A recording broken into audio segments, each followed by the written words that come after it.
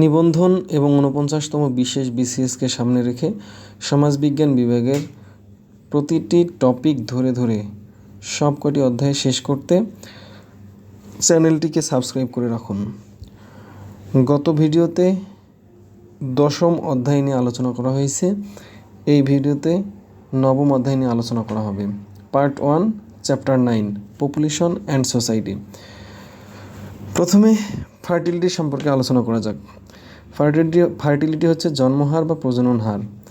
একটি নির্দিষ্ট সময়ে কোনো সমাজ বা অঞ্চলের মহিলারা গড়ে কতজন সন্তান জন্ম দিচ্ছে সেই হারকে ফার্টিলিটি বলে। অর্থনৈতিক সমীক্ষা অনুযায়ী বাংলাদেশের স্থূল জন্মহার 19.4 জন প্রতি হাজারে। জনসংখ্যা বিষয়ক তথ্য, জনশুমারি 2022 অনুযায়ী জনসংখ্যা বৃদ্ধির হার 1.22। অর্থনৈতিক সমীক্ষা 2024 অনুযায়ী 1.33। সাম্প্রতিক তথ্য অনুযায়ী 1.33। যুগান্তর পত্রিকা। মর্টালিটি, একটি নির্দিষ্ট সময়ে কোনো সমাজ বা অঞ্চলে মোট কতজন মানুষের মৃত্যু ঘটেছে সেই হারকে মর্টালিটি বলে। বিবিএস এর সর্বশেষ অর্থাৎ 2023 তথ্যানুযায়ী বাংলাদেশের মৃত্যু হার 6.1। ইউএনএফপিএ এর তথ্য অনুযায়ী 5.8 জন প্রতি হাজারে। প্রতি হাজারে 5 বছরের কম বয়সী শিশুর মৃত্যুহার 33 জন। প্রতি লাখে মৃত্যুহার 136 জন। মাইগ্রেশন, যখন মানুষ এক জায়গা থেকে অন্য জায়গায় স্থায়ী বা দীর্ঘ সময়ের জন্য বসবাসের উদ্দেশ্যে যায় তখন তাকে মাইগ্রেশন বলে। মাইগ্রেশন মূলত দুই প্রকার। এটা হচ্ছে মাইগ্রেশন দেশের ভিতরে গ্রাম থেকে শহরে স্থানান্তর। এটা হচ্ছে ইন্টারন্যাশনাল মাইগ্রেশন, এক দেশ থেকে অন্য দেশে স্থানান্তর।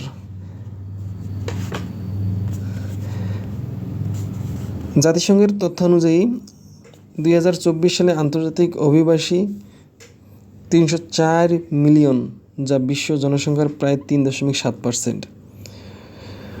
অভিবাসীদের মধ্যে মহিলার সংখ্যা 146 মিলিয়ন বা 48%। লিঙ্গ অনুপাতে এশিয়ার মহিলারা কম অভিবাসী হয়। 1960 থেকে 2024 আন্তর্জাতিক অভিবাসীর জনসংখ্যা 4 গুণ বেড়েছে।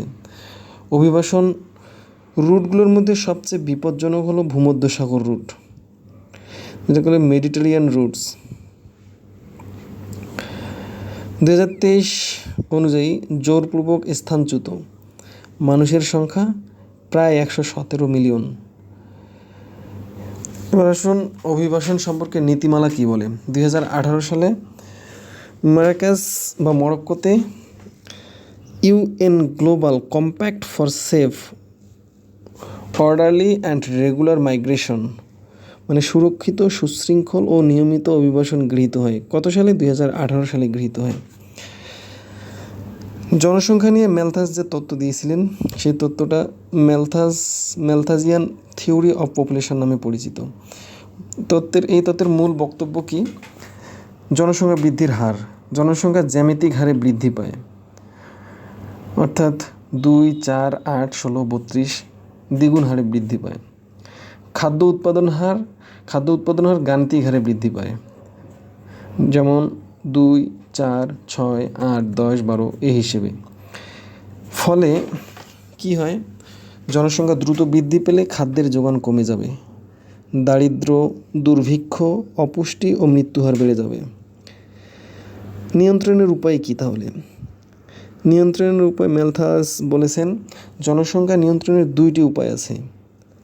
প্রিভেন্টিভ চেকস বা প্রতিরোধমূলক নিয়ন্ত্রণ, দেরিতে বিয়ে করা, জন্ম নিয়ন্ত্রণ, নৈতিক সংযম ইত্যাদি, এগুলো হচ্ছে প্রিভেন্টিভ চেকস। আর পজিটিভ চেকস হচ্ছে প্রাকৃতিক নিয়ন্ত্রণ, দুর্ভিক্ষ, রোগ ব্যাধি, যুদ্ধ, প্রাকৃতিক দুর্যোগ ইত্যাদি কারণে জনসংখ্যা নিয়ন্ত্রণ হতে পারে। Demographic transition theory, demographic transition থিওরিটা মূলত কি? এর উদ্ভাবক হচ্ছে ওয়ারেন থমসন। এই তত্ত্বের মূল কথা হচ্ছে সময়ের সাথে সাথে কোনো দেশের জন্মহার ও মৃত্যুহার কীভাবে পরিবর্তিত হয় এবং এর ফলে জনসংখ্যা বৃদ্ধির হার কেমন ওঠানামা করে। এর বেশ কয়েকটা ধাপ আছে, মোট ধাপ হচ্ছে 5টি।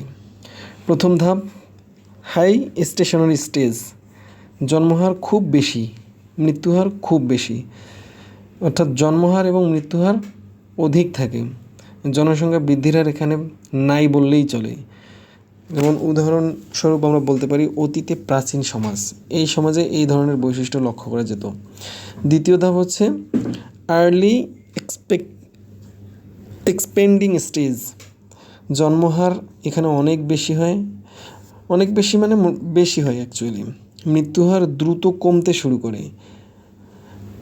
এই মৃত্যুহার দ্রুত কমার কারণ কি? চিকিৎসা, স্বাস্থ্যসেবা এগুলো উন্নত হয়, যার কারণে মৃত্যুহার কমতে থাকে। জনসংখ্যা বৃদ্ধির হার দ্রুত বাড়ে। উদাহরণ হচ্ছে ইউরোপে শিল্প বিপ্লবের সময় যেটা ঘটেছিল। তৃতীয় ধাপ হচ্ছে লেট স্পেন্ডিং স্টেজ, জন্মহার কমতে শুরু করে। এই স্টেজে এসে জন্মহার কমতে শুরু করে, মৃত্যুহার আরও কমে যায়, জনসংখ্যা বৃদ্ধি ধীর গতিতে হয়। উদাহরণ হচ্ছে উন্নয়নশীল দেশ, যেমন বাংলাদেশে বর্তমান এই সিচুয়েশন চলছে।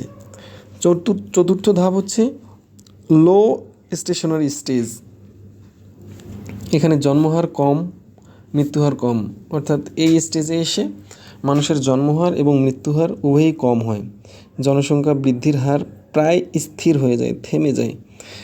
উদাহরণ হচ্ছে উন্নত দেশগুলো যেমন জাপান এবং ইউরোপের বেশিরভাগ দেশেই হচ্ছে এই সিচুয়েশন বিরাজ করে। পঞ্চম ধাপ হচ্ছে ডিক্লাইনিং স্টেজ, অর্থাৎ এই স্টেজে এসে পতন ঘটে, ডিক্লাইন ঘটে, জন্মহার খুবই কম হয়, যা শূন্য বা ঋণাত্মক, মৃত্যুহার তুলনামূলক বেশি হয়, জনসংখ্যা বৃদ্ধি হ্রাস পায়, অর্থাৎ এখানে জনসংখ্যা বৃদ্ধি ঘটে না। উদাহরণ হচ্ছে জাপান, জার্মানি, ইতালি ইত্যাদি দেশগুলোতে এই ধরনের ডেমোগ্রাফিক ট্রানজিশন দেখা যায়। এরপর জনসংখ্যা তত্ত্বের মধ্যে হচ্ছে অপটিমাম পপুলেশন থিওরি, যেটাকে বাংলায় বলে সর্বোত্তম জনসংখ্যা তত্ত্ব। এই তত্ত্বের প্রবর্তক হচ্ছেন ব্রিটিশ অর্থনীতিবিদ এডুইন ক্যানন। এই তত্ত্বের মূল বক্তব্য হচ্ছে অতিরিক্ত জনসংখ্যা বা অতি কম জনসংখ্যা দুটি অর্থনীতির জন্য ক্ষতিকর। একটি দেশের প্রাকৃতিক সম্পদ, প্রযুক্তি ও উৎপাদন শক্তি অনুযায়ী যত জনসংখ্যা থাকলে সর্বাধিক উৎপাদন ও কল্যাণ নিশ্চিত হয়, সেটাকেই অপটিমাম পপুলেশন বা সর্বোত্তম জনসংখ্যা বলে। তুলনা করা যায় ওভার পপুলেশন, অতিরিক্ত জনসংখ্যা যদি প্রাকৃতিক সম্পদ, কর্মসংস্থানের চেয়ে বেশি হয়, বেকারত্ব, দারিদ্র্য, অপুষ্টি এবং ভোগের অভাব তৈরি হয়। আন্ডার পপুলেশন, অতি কম জনসংখ্যা যদি খুব কম হয়, জমি, খনিজ শিল্প কারখানা ইত্যাদি পুরোপুরি ব্যবহার করা যায় না, ফলে উৎপাদন কমে যায়। অপটিমাম পপুলেশন, সর্বোত্তম জনসংখ্যা, যখন জনসংখ্যার আকার ও সম্পদ ব্যবহারের মধ্যে সঠিক ভারসাম্য থাকে, সর্বোচ্চ উৎপাদন, সর্বোচ্চ জীবনমান ও কল্যাণ নিয়ন্ত্রিত হয়। গুরুত্ব হচ্ছে অর্থনীতিতে জনসংখ্যার ভূমিকা ব্যাখ্যা করে এবং জনসংখ্যা পরিকল্পনা ও নীতিমালা প্রণয়ন করে। তো এই হচ্ছে সংক্ষিপ্ত আকারে প্রত্যেকটা টপিক ধরে ধরে অল্প কথায় সব কিছু বলার চেষ্টা করেছি। আপনারা পিডিএফটা স্ক্রিনশট দিয়ে রাখতে পারেন বা পজ করে নিজের মতো লিখে রাখতে পারেন। অল্প পড়ুন, ভালো করে পড়ুন। ধন্যবাদ সবাইকে।